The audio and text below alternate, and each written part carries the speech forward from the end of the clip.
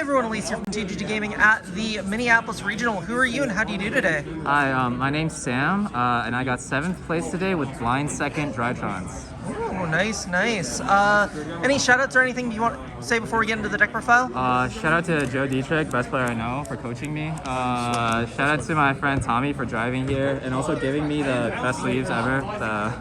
And then shout out to my boys, Team DQ. All right, just want to get straight into it then? Yeah, so for names, I played 3 Alpha, 3 Zeta, 3 Gamma,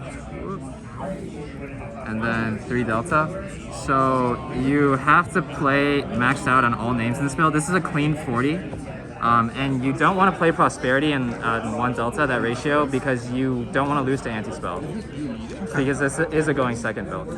And then playing 2 Fafnir and 2 Nova. This card's really nice because it decreases levels, which comes up a lot with Sprites. It actually really surprises them because people don't know about it.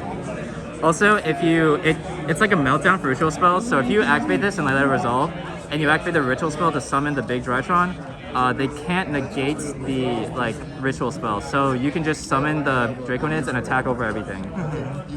Then 3 emergency, 1 terraforming. So this will be 20 names in a 40 card deck. Half the deck is all names. That's a 90% chance to draw 2 names going second.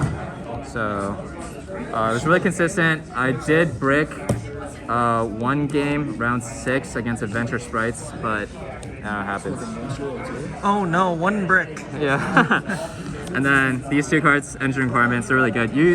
2 Ritual Spell is a trap. If they crow it, just play other cards. Just have alternate win conditions and win differently. Fair.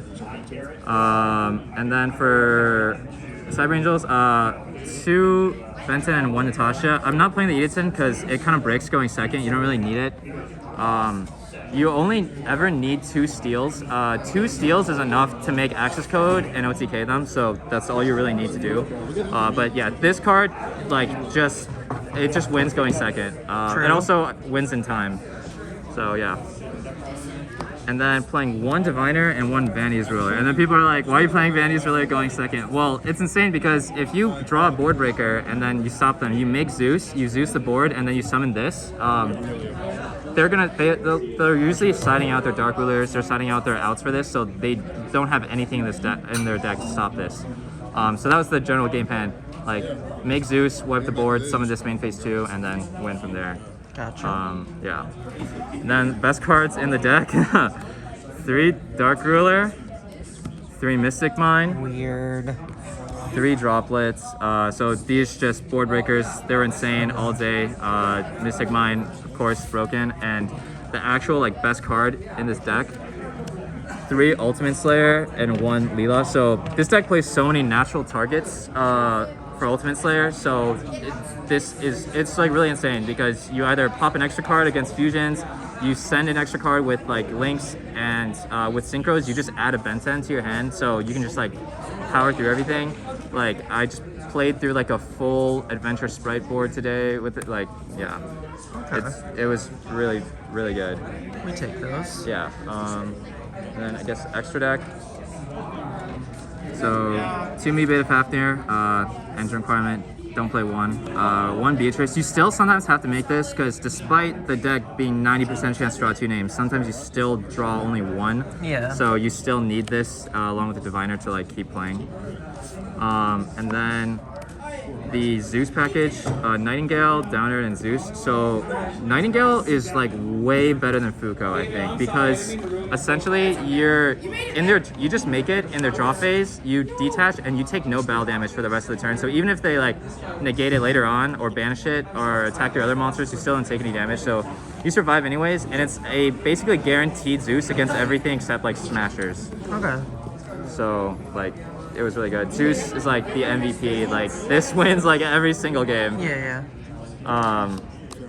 Yeah, and then targets for the Slayer. These are all just amazing. You play these 2 naturally in the deck anyways, and then Trouble Sunny.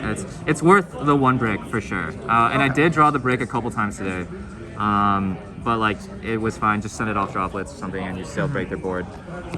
And the deck generates enough advantage where 1 dead card's fine. Then links, 1 Link Rebo, And then I played the Nightmare package, so Cerberus, Phoenix, and Unicorn. So it was insane because like going second, these cards just really break boards, and I played Link Rebo over Anima just for the down arrow to keep drawing cards. Okay. And it worked out really well. Cerberus is like insane. People just don't play around it at all. They just don't think it's a real thing. And you could just link climb with this. Yeah, it was really good. I don't think Anima comes up enough to warrant using it. And then one Appaloosa, and then one X-Code Togger. I didn't make this all day. You just need it sometimes if you're really afraid of Nib, but I played around Nib in different ways today, so yeah. And then X-Code because Boral Sword is better than Access Code, but if you're playing Mystic Mine, the way you sequence it, like shuffling back your own mine with like Unicorn and stuff, you need the Access Code. Yeah. And then for side deck, played one Artifact Lancia. I played one Floowandereeze today, and that's what it's for. Also, against Spright, if you go second against them post side, you can Mystic Mine them after baiting their interruptions, and then you search this.